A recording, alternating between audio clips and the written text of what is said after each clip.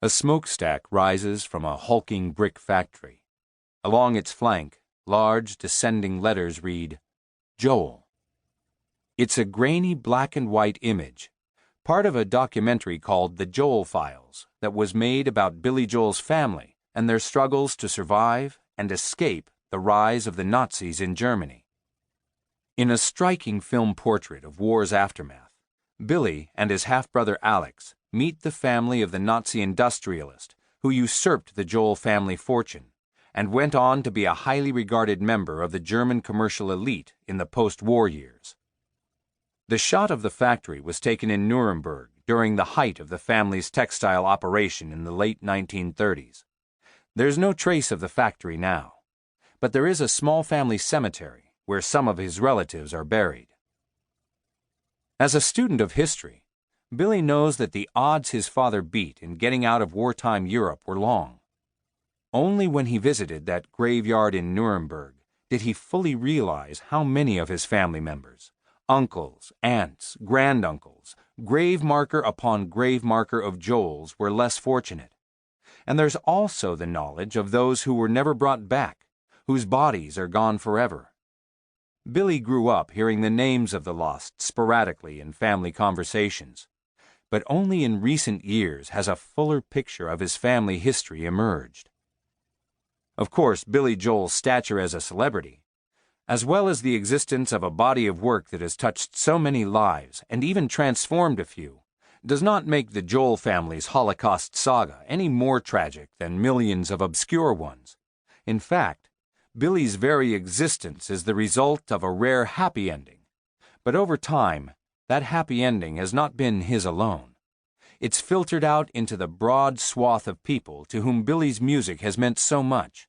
Along with his peers Bruce Springsteen and John Mellencamp, he has addressed both the hopes and the heartbreaks at the center of the American dream, the one his forebears, as he learned, traveled far and struggled hard to experience.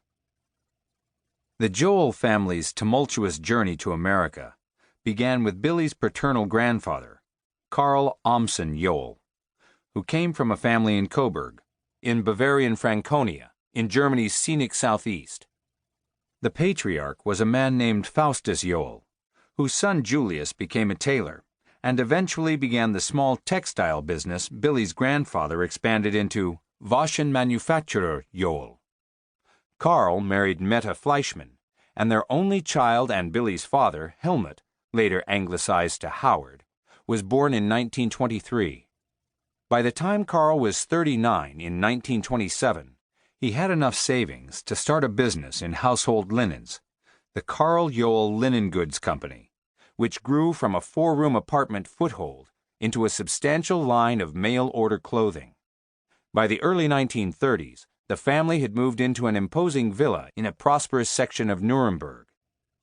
But Hitler and the Nazis were steadily seizing power in 1933, bolstered by an influx of money from the major industrialists, who were hoping to collect favors later and would do so, in one particular case, to the Joel family's detriment. The family firm had grown prosperous during the 1920s despite the post-World War I woes of hyperinflation and the communist uprisings it triggered. At one stage, before the currency was revalued in the mid-1920s, inflation in Germany ran so rampant that the Reichsmarks were virtually worthless. Billy recalls hearing the story that at that time, you needed a wheelbarrow of bills to pay for a loaf of bread. Still, Hitler's ominous Munich or beer hall putsch of 1923 failed. But later in the decade, as government cutbacks accompanying deflation mixed with fears of a worldwide financial crisis, the American stock market crashed in 1929, the national mood was bleak. Says Billy, everybody started looking to the Nazis for salvation.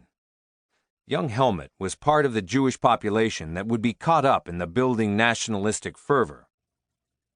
I've read a lot of this history, and because it affected my own upbringing, it's hard not to take it personally, Billy says. I think anti-Semitism was always kind of innate in those Middle European cultures anyway.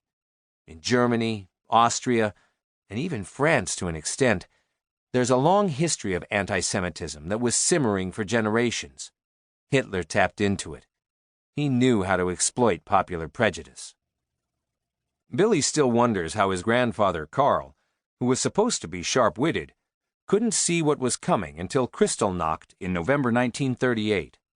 Even then, Carl, loath to sacrifice what he had built through decades of hard work, was still trying to make a deal with his connections to get the proceeds from selling his business to German entrepreneur Josef Neckermann. Neckermann was a Catholic conservative who joined the Nazi Party when he saw the advantage in it. Using a Nazi innovation known as Aryanization, by which the General State Prosecutor's Office of the State Court of Berlin would put citizens on trial for being Jewish, homosexual, or asocial, he made the Joel family his first sizable target.